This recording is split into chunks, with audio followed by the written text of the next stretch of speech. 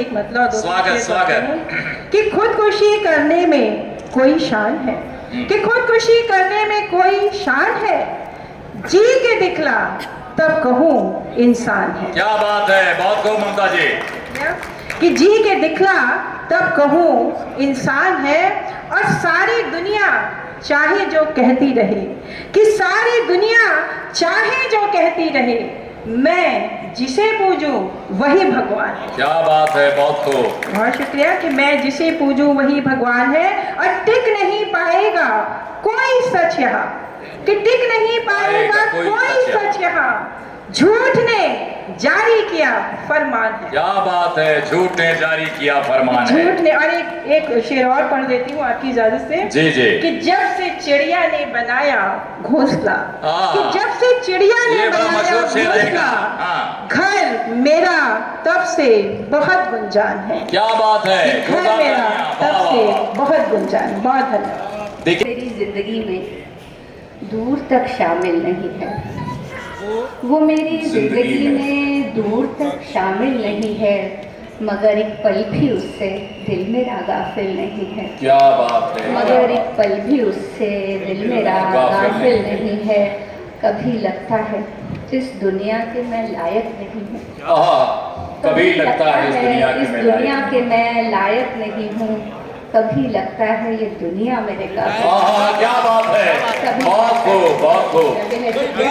कभी लगता है ये दुनिया मेरे काबिल नहीं है। और एक शेर और सुना देती हूँ कि खुल ना पाई शऊर की आँखें, खुल ना पाई शऊर की आँखें, आज तक खुद से अजनबी हूँ मैं। क्या बात है, बहुत खुल ना खूब। पाई शऊर की आँखें, आज तक खुद से अजनबी हूँ मैं। सिर्फ किस्सों में ही सुनोगे तुम, सिर्फ किस्सों में ही सुनोगे तुम, इश्क की आखिरी सदी हूँ मैं। इश्क की आखिरी सदी हूँ मैं। बहुत खूब है। गुलाब खंडेलवाल का, जो कि अमेरिका में रहते थे और बहुत बड़े शायर थे, वाजपेयी जानते हैं। एक जगह उन्होंने क्या जिक्र किया है कि उसे अपने मन के गुरूर से न सुना किसी ने तो क्या हुआ, उसे अपने मन के गुरूर से न सुना किसी ने तो क्या हुआ, वो गजल किसी से तो कम न थी जिसे हम सुना के चले गए। वो गजल किसी से तो कम न थी जिसे हम सुना के चले गए। समय बहुत कम है, चंद शब्दों के लिए वाजपेयी जी को और फिर राकेश जी को और मुख्य अतिथि तक आते आते। सारिका पत्रिका में गजल विशेषांक आया, दुष्यंत जी की गजलें आई, वहां से एक सिलसिला शुरू हो गया, लोग जुड़ते गए। 99% गीतकार जो है हमारे गजल में आ गए, एक आधे जिद्दी लोग जो नहीं गजल में आए। बहरहाल बहुत विवाद चले और तरह तरह के, लेकिन धीरे धीरे चीजें निखरती गई।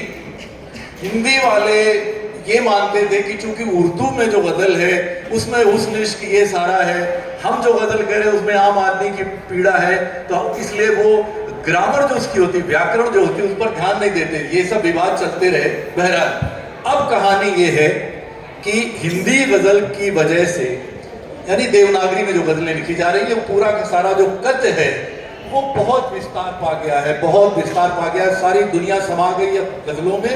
उधर उर्दू में जो गजल हुई वहां भी उसका करैक्टर बदल गया। पहले 99 मैंने वो मुशायरे बहुत सुने हैं, भाग भी लिया है।